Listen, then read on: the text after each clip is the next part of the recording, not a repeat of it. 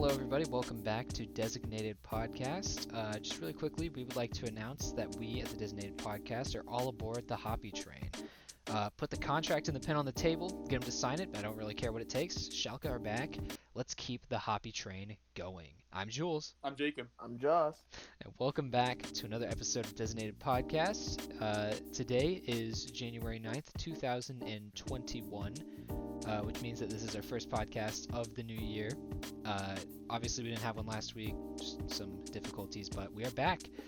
And yeah, we got another good episode ahead for you guys today.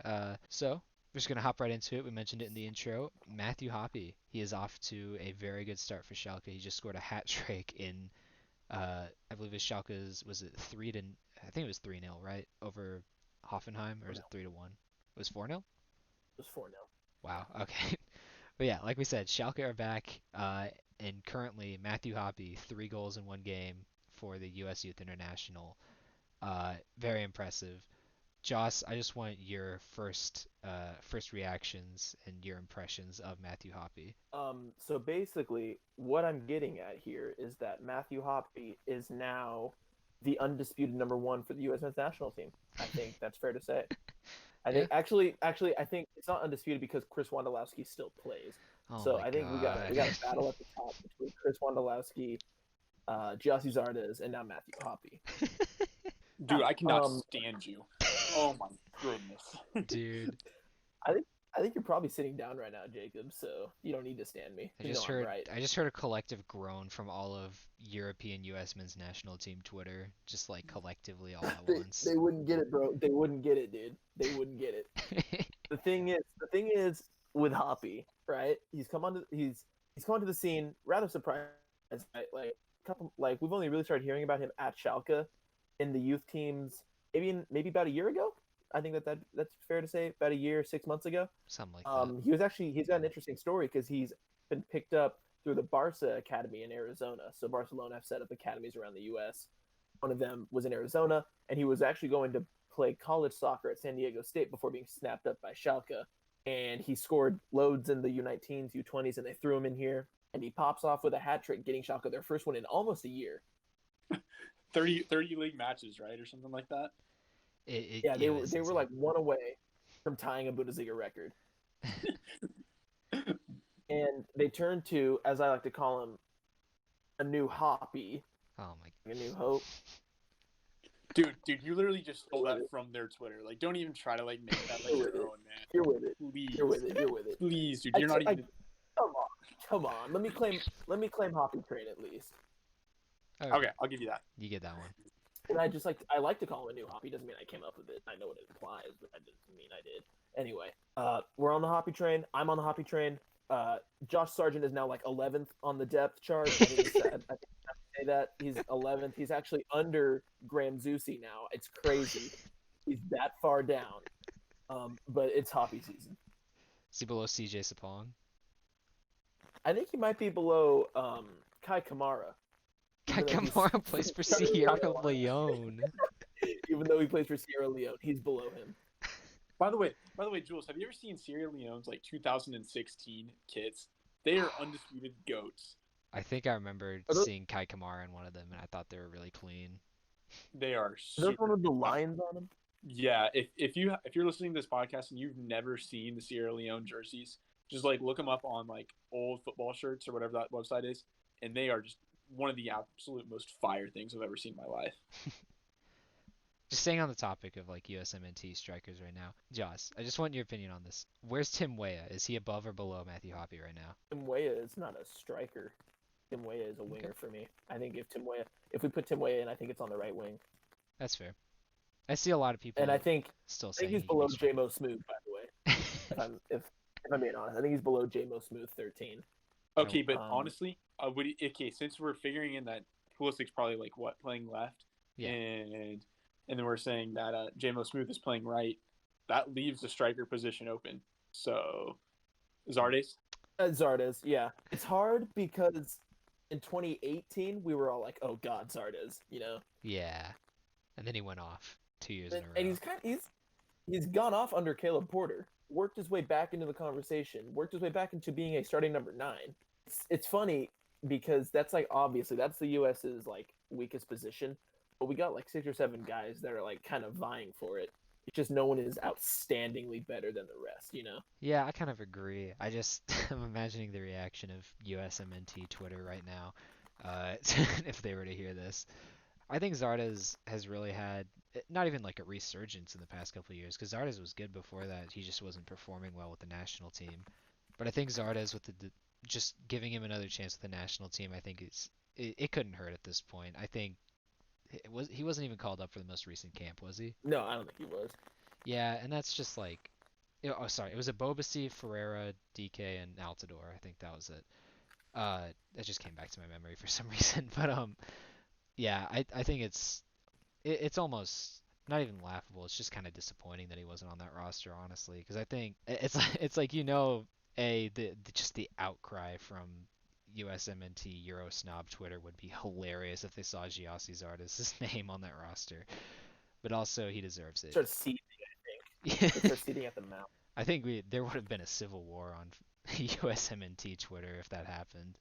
But Yeah. it's a crying shame that he wasn't up there because we know Greg Berhalter likes Zardes. I mean, he played with him, or Zardes played under Berhalter for what 2-3 years. So I mean, it's just I don't understand why he'd call up Altidore, who let's be honest didn't really do much in this past MLS season with Toronto instead of Zardes. It's just it's strange to me, but we could talk about that USMNT roster for a lot longer, I think, if we had the time. Now, Jules, I want to run something by you. What if we just go full 2012 Spain and just go 4-6-0 and just don't even play a striker? Yeah, why not do it? I honestly, The Cesc Fabregas. Who's the Cesc Fabregas of our generation? Sebastian Lletget. Sebastian Lletget. No, Unbelievable. Who's scoring in the World Cup final? I think because Iniesta did it for Spain. I think it's got to be. Weston It's got to be McKennie. Pulisic, right? Oh wow. Okay. Oh, Weston McKennie. Yeah, that makes sense. McKennie. I was gonna say either McKennie or Musa, probably. But yeah, Matthew Hoppe. I just want to pose one question to you guys. Are we getting a bit overhyped a bit too quickly? I feel like it's an obvious answer, but are we getting a little bit overhyped a bit USMNT fans getting overhyped? too quick? What are you talking about? This guy who's done nothing in basically his first 4 appearances and then now comes on and scores a hat trick. Now we're acting like he's like a world class player. No, I think we're rating him properly at this point. I think we're getting him right where he needs to be. I may have already gotten a jersey with his name on it. It's my business. I'm just saying, he could be Schalke's savior, and then he could become one of the best strikers in the world. But we don't know if that will actually happen. So I don't know. I was just gonna bring up the point. I think obviously we should get too hyped too quick. He's very promising. Obviously, we saw that when he was with the youth team at Schalke, just how much he scored for them. He's an impressive talent, and it's going to be very fun to watch him develop. But that being said, of course, we should definitely not get ahead of ourselves. There's a lot of players who have had that promise in the past and ended up letting us down a bit. Julian Green. I was just gonna make a joke about Julian Green.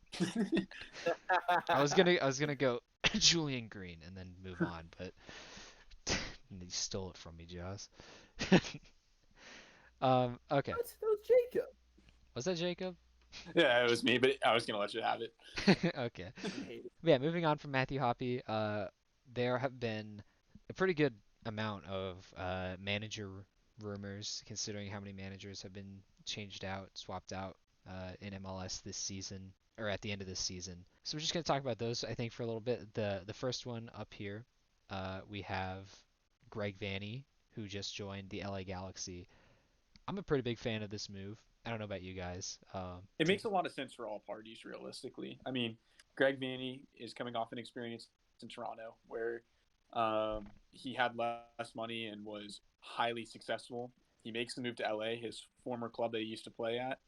And honestly, I think give him a year, be able to sell some players, bring in some players that he wants to. Obviously, he's got a huge transfer budget now. And I think the LA Galaxy are probably going to be contenders, at least for the conference championships in the next year or two, and then probably 3 or 4 years from now, they're going to be in the running consistently if Vanny brings his kind of known style of play for supporter shields. I would say it's very likely within 3 to 4 years. Yeah, like Yeah. you said, it's a move that makes sense for both parties. Greg Vanney, he practically single-handedly turned around what was just one of MLS's worst teams in Toronto FC. I mean, like mid 2010s or like early 2010s, that Toronto team was just absolutely atrocious, and he managed to turn them around to a team that made three MLS Cup finals in like the span of 5 years. Am I correct on that? I think I am. I'm gonna get fact checked, Yeah. but I think it's a span of 4 years. yeah, it's just like Greg Vanney. I think is the coach that you'd want to turn around an MLS dynasty like the Galaxy. Obviously, the Galaxy are debatably the biggest team in MLS history. I mean, we could talk about that. We could get Alexi Lawless on here to debate about that for a few hours, but I lost his number though, so I mean it's gonna be kind of hard. So, but I think I might still have it. okay, yeah, we'll talk to Alexi after the We show. text. We text sometimes. Yeah. Yeah, but again, Greg Vanney, I'd say he is the MLS dynasty coach. He is the one that you want uh, to be managing a team that needs to be turned around, and that Galaxy team is definitely, I'd say, the team that needs to be turned around the hardest of the current MLS clubs at the moment. And he's got big struggles ahead of him right now because he's got Chicharito, who was very suspect last year, and he's very much on the brink of what I believe to be losing Pavone. So, I mean, the challenges are right ahead of him. I don't know. I personally feel like that Pavone's likely going back to Boca Juniors. What do you guys think about that? Uh, Well, didn't he get in trouble for like sexual harassment or assault or something? yeah, Did that he? I didn't see that. Pavone's in a very strange place right now because he's not training with Boca, even though he's back there. He's He's kind not. of in limbo. He's kind of in club limbo right now. I'd say it depends. Because Pavone's a player that can go to Europe, in my opinion. I think if he goes to Europe, he gets signed by a one of the top five league teams uh, pretty easily. So it's just weird. Obviously, like we said, there's that whole sexual harassment case against him right now. So we're gonna have to wait and see what comes of that. But obviously, I think I it's just so hard to say if he's going back to the Galaxy because obviously the Galaxy don't want to pay what would obviously be just a huge transfer fee for him. There's no denying that the Galaxy would be diving into their bank accounts quite a bit if they wanted to bring back Pavone, and I'm just not sure they really think it's worth it. I'm not sure Greg Vanney thinks it's worth it. So again, this next like month or two for the Galaxy is going to be crucial, but I think we're definitely going to see a pretty big change for that Galaxy squad. I think I like the signing of Greg Vanney because, like Jacob mentioned, he's a former Galaxy player going back to his team. But secondly, the way, like Jules mentioned, the way that he turned around Toronto is through exquisite scouting and development. And I think with players like Pavone and Chicharito, these aren't Vanny players. These aren't players that Vanny would pick up. Vanny would pick up a Giovinco who isn't getting game time in at Juventus. He isn't very well known, but he brings him over here because he recognized the talent. He'll pick up an Alejandro Pozuelo, who was well known, but he was playing in Belgium. So I think that if they don't bring back Pavone, I wouldn't be surprised because Vanny is such an exquisite scout and talent developer. Yeah. Now, the interesting thing with that, though, is I know that Vanny went on record to say that they're going to try to play around Chicharito's strengths, which makes a lot of sense. I mean, you're spending a lot of money on a DP player. Right. So it kind of makes sense to kind of leverage him in that way. But it'd also be interesting to see, like, what if he was just like, all right, we're going to get rid of Chicharito and just start over, kind of to your point. Find a new start. I mean, it wouldn't surprise me if Chicharito isn't playing by the end of the season. Yeah, it's going to be interesting to see what the Galaxy goes with because who does the Galaxy even have to back up Chicharito right now on the roster? Do they have a backup striker? I'm not sure they do. Isn't it that German kid? Zolt. I think it begins with a Z. I don't know. I haven't checked the Galaxy's roster in a fat minute, but maybe Sebastian Lletget could play a holding center forward or something like that. But I mean, he did it with the national team. That's all I'm saying. This next month or two is it's gonna be really Yeah, Ethan interesting. Zubak. That's his name. Ethan Ethan Zubak. Zubak. I love that name, Zubak. But He's American, but he exactly like you've never heard of the guy. He's got 2 goals in 15 matches for the Galaxy. So yeah, the Galaxy needs. I think they should probably go for another striker to at least put pressure on Chicharito. I feel like there's no pressure on Chicharito right now. They really need a guy to do that. The next month or two, it's going to be very fun to see what goes on with this Galaxy team because we're probably going to see at least a few pretty big moves, whether that's departing or coming into the Galaxy. It's going to be fun to see what Greg Vanney wants to do with that team. yeah, I think we're definitely going to see a change from that star powered Zlatan, Chicharito, Giovanni Dos Santos, uh, players that the Galaxy usually sign to like more shrewd signings. Huh.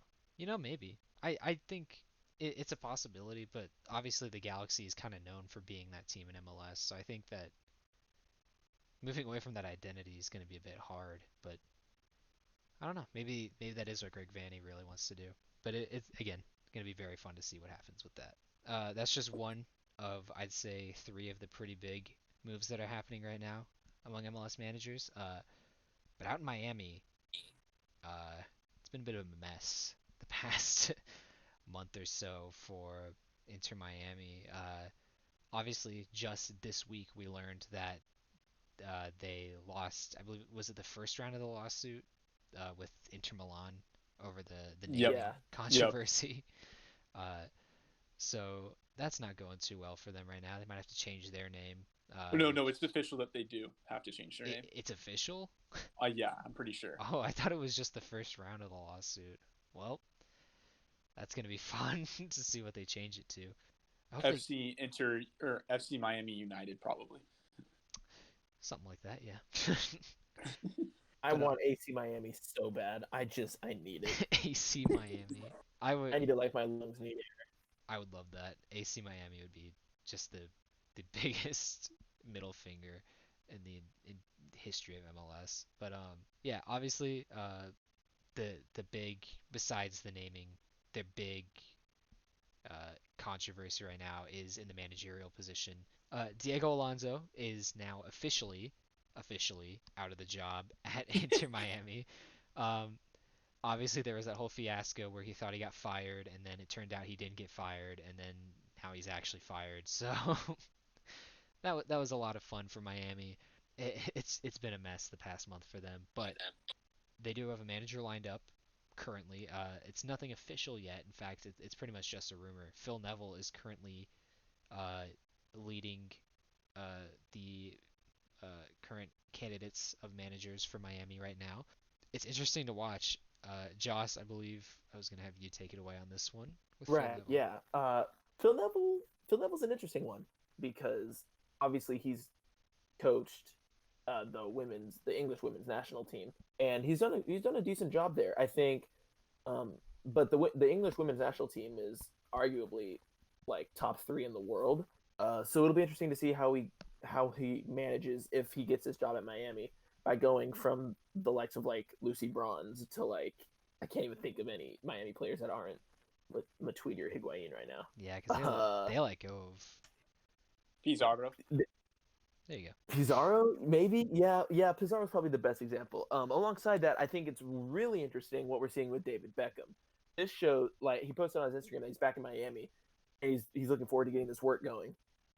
Yeah, because he dropped his sporting director and he just dropped. Well, what did he drop? The CBO as well. Yeah, so will we be seeing this David Beckham take a more front and center approach to owning a club? I'm kind of for it. I am too. David Beckham's a character. He's like legendary in this league, so I'm kind of for him being more front and center and being more hands on with his club. I think definitely he needs to be because this Miami team, oh man, like we said, they've had a rough year. So, knocked out in the first round of the playoffs by Nashville. There's definitely a lot that needs to be turned around considering the star power of this team. I mean, you have a World Cup champion in Matuidi. You have Gonzalo Higuain, of course, on the roster who he's declining quality, sure, but he's still on his day probably one of the most, probably one of the best strikers in MLS. But again, he hasn't really been on his day at all since arriving here, so we can't really use that as an example. um, and then of course there's Pizarro as well, who we know is good. We've seen glimpses of it with Miami, but he just hasn't been able to really string it together for them. I think David Beckham really needs to be hands-on with this because, again, like we said, just a horrible year for Miami, honestly. I mean, making the playoffs is good for an expansion team, but let's be honest, the competition wasn't exactly there, I'd say, in the Eastern Conference. But either way, I think that the approach David Beckham's beginning to take is definitely the better one for his team right now. I will say this though, at least for the sake of the sporting director and the CBO in this instance. I mean, what a weird year to enter into the league, and then being Definitely, cut yeah. like literally a year and a week after, essentially signing them. It is a little bit strange. Um, I guess I would say I guess the other players we should also probably throw out there was Pellegrini, who was the Ah, super yeah. good guy out of Argentina, but had an absolutely horrendous year. At least when I watched him in MLS's back, it was very disappointing. Hmm. But we'll see. Well, personally, maybe I'm not as optimistic as both you and Joss are, Jules, in terms of David Beckham taking over. It very much feels like to me, sort of like what we saw out of New York or NYCFC, like at the very beginning of their stint, where they like as soon Hmm. as like 1 year was over, they dropped everybody, and it worked out well for them. But I know for some previous expansion clubs, they did not have the same luck when they did that as well. Yeah, I don't know. I'm not saying it's exactly like the solution. I'm just saying right now, Miami needs to make some moves, and I think that even this move right now is welcome with Miami. Yeah, we just have to wait and see how this plays out for them because it could go one of two ways.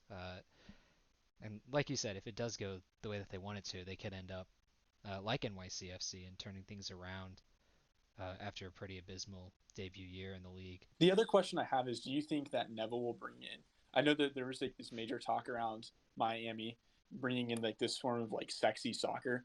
Do you think really that Phil Neville is really capable of bringing that in, or do you think that it's going to be more like I don't know, more like an English style play? If it's anything like Gary's stint at Valencia, I'm not hopeful for it. Now, obviously, that's the steps between Valencia and Inter Miami are it's monumental. Like it's not even steps; it's like leaps at this point. Yeah. Valencia is leaps ahead of Inter Miami. Do I think? I think that the England women's team play good soccer. I think that Phil Neville's done all right there. It's just I think Aaron West on Twitter put it best. It's like this is a signing. Phil Neville is a signing. Like that's basically all you can say, right? It's not like what you would hope for. If I'm a Miami fan, I'm not hoping for Phil Neville. I'm not going to bed praying that Phil Neville will be taking charge of my club. Um, but at the same time, he's got experience in big games. He's played in world. He's coached at World Cups. He's played for Manchester United and Everton, and he was very good for both of them. So and obviously he's Beckham's friend, so maybe that'll help kind of with the chemistry. Chemistry is always something that we talk about being important. So maybe chemistry not just on the field but off the field between Phil Neville and David Beckham. I'm not sure. I do like Beckham kind of being more hands on, like I mentioned. I would like to see. I think that we're also going to see that kind of from like more when as more celebrities kind of pick up soccer teams in the U.S. You know, like Will Ferrell is a majority owner at LAFC and Matthew McConaughey at Austin, but Will Ferrell he doesn't do much. He's not there very much like present there, and we haven't seen much with Matthew McConaughey, so it's impossible to judge because Austin haven't played any games yet. So Phil Neville, I think it's an interesting signing, and I'm going to reserve judgment until I see Miami play under him. He's not even confirmed yet, so It's one that's interesting bringing in the like you said, Jacob, the English style with a team that's mainly composed of South American players and or I guess Central American players as well. So it's going to be a bit of a contrast, I think, when you look at it that way. So I'm not sure that Neville's exactly the best manager, but he's definitely one that I think Miami could use right now. Like you said, I'm going to reserve my judgment until they decide to play or until they get to play a few games as well. But yeah, there is one more current coaching debacle in MLS right now, and that's DC United, and that's because they can't get a coach. So they've had like I think 3, 4 managers linked with a move there. I believe one of them was I'm forgetting the name, former Orlando or not? Yeah, no, Jason Christ. That's who I was thinking of. Yep. I believe Jason Christ was linked with the job, and then the rest I honestly don't even know the names of. I think Carlos. Gonzalo Pineda. Oh yeah, Seattle He's a assistant Seattle coach. assistant, Yeah. isn't he? Mhm. Yeah. He turned it Carlos, down though. not Carlos Bocanegra. Who am I thinking of? Steve. I always forget how to say his name. Chirundolo, right? Chirundolo. He former U.S. men's national team defender. Uh, I believe currently coaching the German U15s or something like that. Which I think that would be an interesting appointment, considering that DC United, uh, or not recently, but historically has relied on their youth academy to produce their talents. But yeah, the current situation is not looking good at DC United. Of course, if we remember back all the way back to what was it? Was it 2010 when Ben Olsen took over, right? Yeah. Yeah. Uh, this exact same situation is what got Ben Olsen appointed was because they couldn't get a coach, and then Ben Olsen was just on the list, and they're just like, okay, just hire him, and they did. So, and obviously Ben Olsen had a lot of ups and a pretty big handful of downs with DC United. So, it's a bit of a mess. I think DC really needs to look at this very seriously, and they definitely need to make getting a manager that fits them their top priority at the moment. That's pretty much it. DC United just can't get a coach. The only thing I will give DC United in this instance is that all the other coaches in the league right now are also very much doing nothing because there's been absolutely no announcement of when um, the players are going to get to return back to any kind of training camps or going to play their first game. And so as long as you have like a financial director, they should be fine as long as they get a coach by February. Like I think they can wait out a month-long process if they want to sit through and maybe listen to a few people and try to focus on getting a longer-term coach. I think that is fine to take the month to do so. But I think once you start hitting like mid-February, that's when I would start to kind of panic a little bit. Yeah, I believe, if I'm not incorrect, Sporting KC coach or Sporting KC manager Peter Vermees said February was the target date for MLS. Obviously, target dates mean nothing in a time like this, but things are starting to get just a little bit better with vaccines rolling out and testing really starting to finally become a bit better. So, yeah, hopefully February is the target date, but that's all we know pretty much at the moment. So, yeah, MLS. I'm sure we'll see an announcement about that somewhat soon, but it's definitely been a while since we haven't had a schedule by this point in the year, or at least an opening game at this point of the year. So it's definitely interesting. Uh, but yeah, like you said, they have a couple months, or they have at least a month, I'd say, to get a coach. And the other thing with that as well is with the whole CBA proposal as well, we could see like a Yeah. lockout situation for a little bit as like I think a little bit of time. I wouldn't be surprised.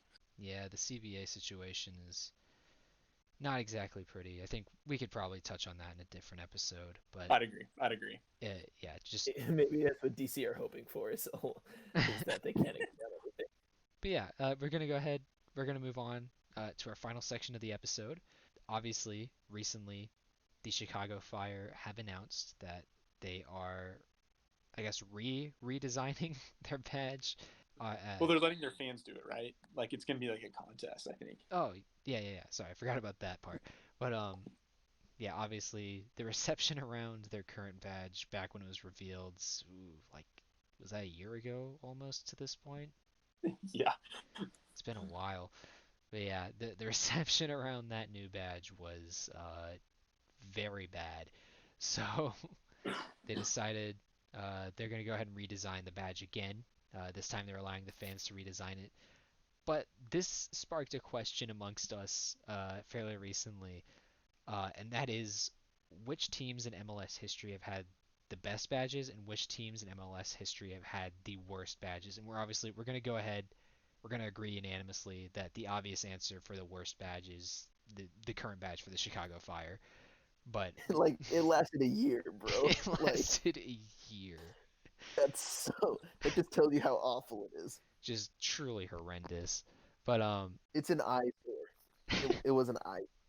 it's also like the only badge on MLS's website on their top bar that's cut off on both the top and bottom because of how it's shaped. So I just think that's funny. But yeah, we're gonna agree It already. sucks. Chicago Fire's badge, their current badge is 100% the worst in MLS history, but we're still gonna pick a worst and a best. So yeah, Jacob, would you like to give us your picks to start us off? Okay, so I'm gonna have to give you my top three worst to start you off. All right, so coming in at number three is the Metro Stars alternative logo of just the taxi with like three lines coming out of the back of it. It is just ugly. It's just a taxi and it doesn't even say Metro Stars on it. Like I don't even get it. Like who in the world thought that was a good idea? Number two would have to be Nashville's current logo. I just think this is just completely an ugly design. I think I see where they're trying to get like obviously like you can see the N in it. Maybe they're trying to go like with like an N and a V, but honestly, I just hate how many like different lines there are, and it just doesn't look clean cut. Like you can see like some of like their USL logos, and honestly, they look a lot better. But at least I'll give them some points for a little bit of creativity, unlike the awful you can't even call this creativity. My worst badge is St. Louis City SC's badge. Oh my goodness! I mean, obviously, I've already talked so much trash on this team already.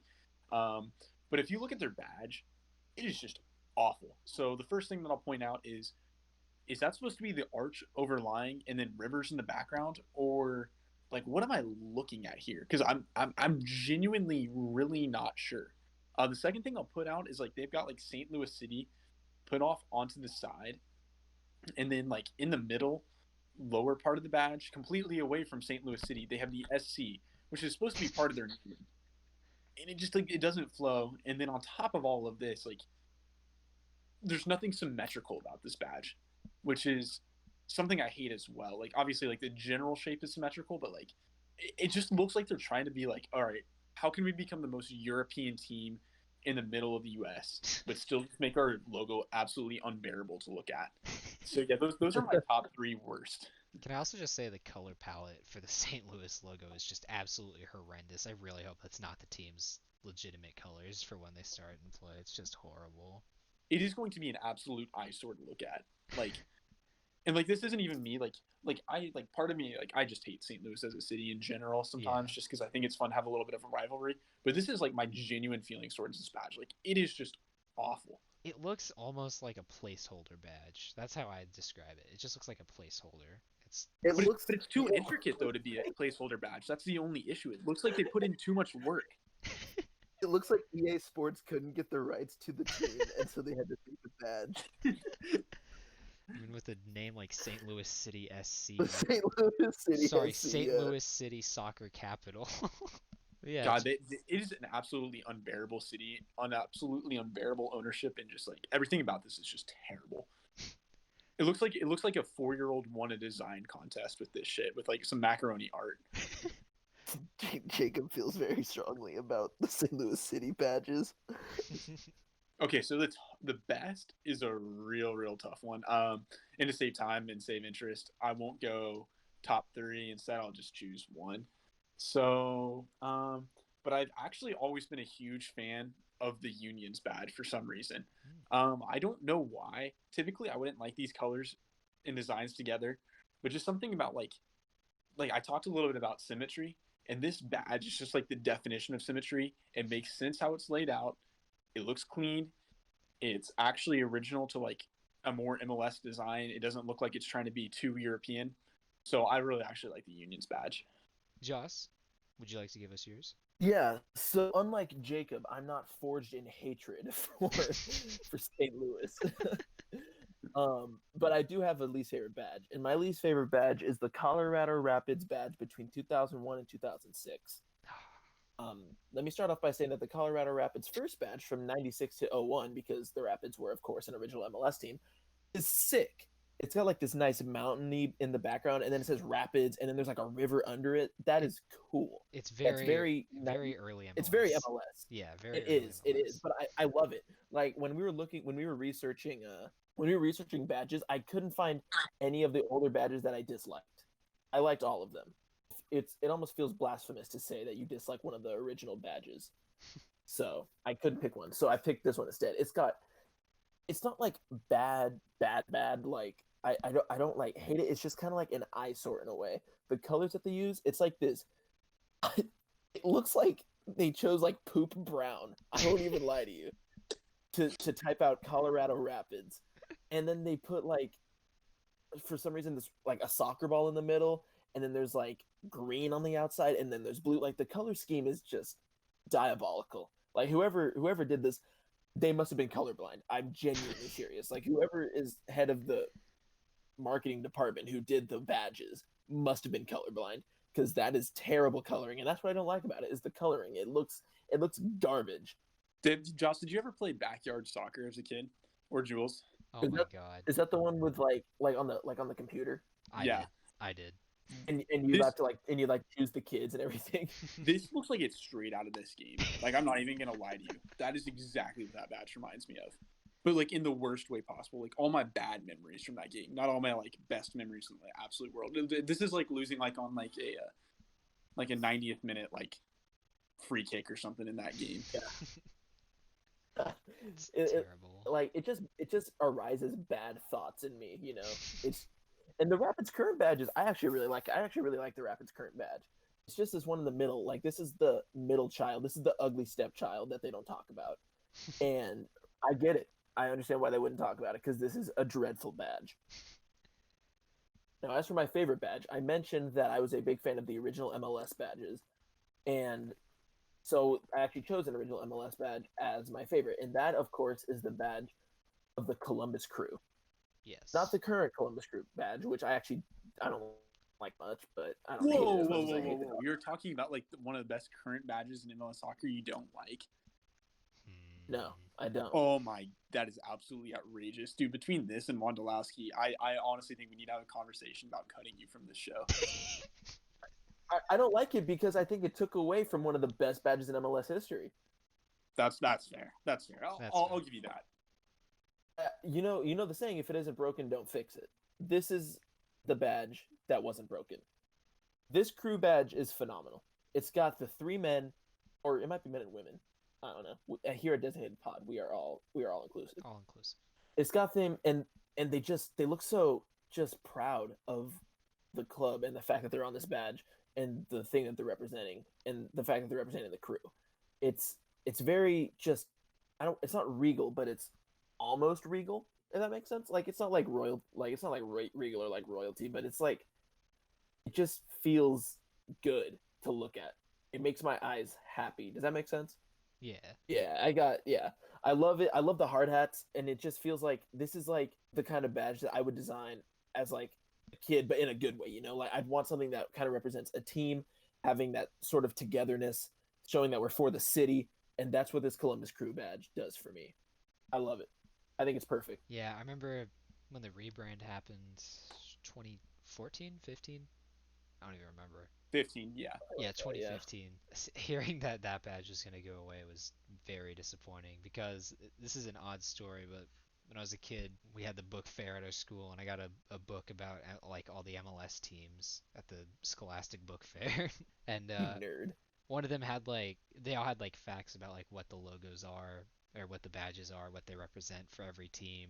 And it's just like hearing the story for the Cruise badge again got me nostalgic, and man, I missed that old badge. But all right, but yeah, I'm gonna go ahead and give mine.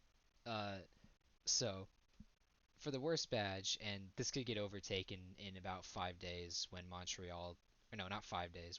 That is 5 days when Montreal announces whatever rebrand they're doing. Which I'm just saying, if it's Montreal FC, I'm actually gonna lose my mind. But you know it's going to be something like that. Yeah, probably. You'll hear us talk about it next week for sure. But yeah. Just the recent trend of MLS teams trying to not even like Europeanized or modernized. I don't even know what they're trying to do with badges recently and just rebrands. It's not been great. Obviously, Chicago was a miss. I'm guessing Montreal, with all due respect, is probably going to be a miss. But the biggest miss of them all for me, of course, besides Chicago, has got to be the Houston Dynamo. What the hell is Houston's current badge? It is it's just a travesty. It is the worst thing I've ever seen, genuinely. Houston's current badge. I think Jacob said it before we started recording. It literally looks like a baseball team's badge, but not even like I wouldn't even say like a major league baseball team, like minor league. Not even minor league, just like some youth team that just decided they wanted to make some badge that looks like this. Which like the little pointy ends on like the end of the H's and like in the middle of the H's, it genuinely looks like something that like a youth baseball team would come up with. It's like, what's up with the lightning bolt at the bottom? What's the point of that? It's like what? This does not scream Houston Dynamo. This screams, like I said, youth baseball team. Like this is not what I'd want my team being represented by. Houston's old badge, I'd say it feels very like early MLS-y, and I understand why they wanted to redesign it, but this is just not the answer at all, man. It just looks so horrible. Jules, I'm actually really glad that you pointed out the lightning bolt because, like, I try not to stare at this logo because it is awful. But now that you have said that, I keep looking at it, and it just adds to how disappointing it is. It's like There's a lightning bolt. Let me take a look. it's at the very bottom of the logo, and it's just like, why is that there? For what reason? Is this a FIFA card? Like what? Why? The other thing, like, I was gonna try to cut the Dynamo slack because I thought originally what they were doing, and obviously, like, we now know that this is not the case, was that they were gonna use the HD logo so that it can duel as the Houston Dynamo Houston Dash. But then now the Dash have their own logo. Exactly. So it's even like what even was the point? Like why? Why? Now I'm looking. Wait, I think I know why the lightning bolt's there. Why? Because the dynamo is a generator. No, I get why it's there. But It's it just still so looks tiny. awful. Like it just like it looks terrible. It's so tiny. I have no idea what a dynamo is. So just looking at the I know. logo, it's like it might as well not be there. It's so tiny. It's just like in the bottom. It's so insignificant, and just the rest of the logo is so bland. It just looks so plain. Like going from the old logo to this, it's like you just I don't know. It's like when like a family buys like an old house in like downtown KC and then just like takes away all the bushes and like the old like brick viney walls from it and decides to make it some just like white house. That's what this screams to me. But yeah, I'm confused as to why are the letters like split? Like why are there lines in the middle of the H and the D? we just That just Because I think they're supposed to be representing their like the Houston's bayous. Like I read that somewhere. I bruh. What they would No, do is they take away the lightning bolt and put like I don't know, like a swamp or something down there. just honestly, Thursday could have just done so much better. they And it's a pentagon, but sideways. Like okay. Oh, well, you know why they did that? You know why they did that though? It's also not a pentagon; it's a hexagon. Oh yeah.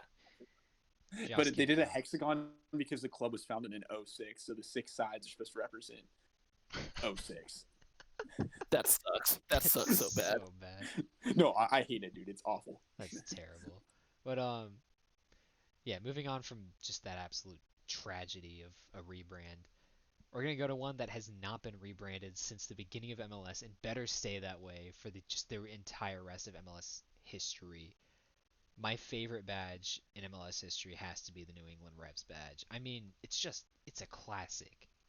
I mean, just looking at this badge now, it's just like this screams American soccer to me. And it's like you don't even really have to change it. It's such a simple logo. It's genius in its design that it looks like the American flag pretty much for a team that is just that is the revolution that just like symbolizes American soccer almost. Well, of course, apart from the fact that they don't get attendance, but that's a different story. They're playing a football stadium. That's American soccer. There you go. There you go. But yeah, this logo is a classic. It's good to look at, I think. And it's like even when they like quote unquote redesigned it, where they just kind of like took the badge and made it look like a little more rough looking, with just like making it look like it was almost like drawn on with like a colored pencil. I'd say it still looks amazing. I'd say, or it looks like it was stenciled in. That's how I describe it. But I like yeah, to think that with the revolution, like when they were in the meeting for like what badge should they do, they asked some guy who wasn't paying attention in the meeting. They're like, "Do you have any ideas?" And he just drew this up, and it was brilliant. they're like, It was just "Jeez." some intern that had literally just been kicking his feet up on his desk like all semester long. Yeah. They were like, Yeah. hey, you done anything yet? And he was like, yeah. He's like, yeah, let's check this out. He's like looking around what to draw, and he sees like an American flag or something. He's like, yeah. And he I'd sees also, a soccer ball in the corner, and he's like, yeah. I'd also like to say, Kind of like the Yeah. kind of like the old other Galaxies intern back in the day. I don't even know what year this was, but he was just looking around the room and he saw a tampon and he was like, yeah, that should be the logo. that is what it looks like, to be fair. But But it's quintessential American soccer, like you said. yeah, and I prove this point even further when I say that I used to use this badge back before. I think it was like FIFA 15 when they finally introduced like national team kits and badges. This was always my go-to badge when I wanted to make like a USA team. So if that if that doesn't tell you anything, it's pretty much just the American flag. That's what it is, and it's like it is such a beacon of the early days of MLS, and it still lives up to this day. So MLS, if you're hearing this, if you redesign this badge, I'm I'm gonna have to intervene. I don't know what I'm gonna do, but I'm gonna have to intervene. Oh So God, don't let Jules intervene, bro. I'm gonna intervene. Also, But just while we're on the topic, like really quickly, what is your guys' favorite MLS badge? Like, of the Major League Soccer badge? oof, I think it's hard to beat the one before this one with the guy kicking the yeah, ball. I mean, that's all they pretty much were up until this point, except for that they started like adding in different colors, adding in different depths, I guess. But yeah, I miss that logo so much. I will That say. one's so. I still have it on an old Sporting KC I do jersey. too. Oh, I I do have it too. on so many of my old jerseys. I will say, I love that badge. It's my favorite, no doubt. But I still like the new badge. I think it's different, and it definitely feels like they're trying to modernize MLS a little bit, which I don't know, I'm not a huge fan of. But I think it looks good. It's grown on me, I'd say, over the past few years, and I think definitely it's better when MLS has the thing where like they change the color for each team when on like the sleeve of the jerseys. So I think in that sense the badge has grown on me, but I definitely agree. The old badge, classic, can't be beaten. So good talk, boys. I definitely like those logos, and I hate St. Louis's logo. We can agree on that, Jacob. But that's gonna be all for this episode. Thank you all so much for listening to this episode of Designated Podcast. As always, make sure you leave a like if you enjoyed this episode. Make sure you hit that subscribe button for weekly uploads of this podcast. And make sure you check out our Twitter for our usual wonderful play on words. Thank you, Joss. Yeah, as always, thank you guys so much for listening to this week. Yeah, I'm Jules. I'm Jacob. I'm Joss. Thank you all so much for listening. We will see you guys on the next episode. Peace out. Peace. Peace.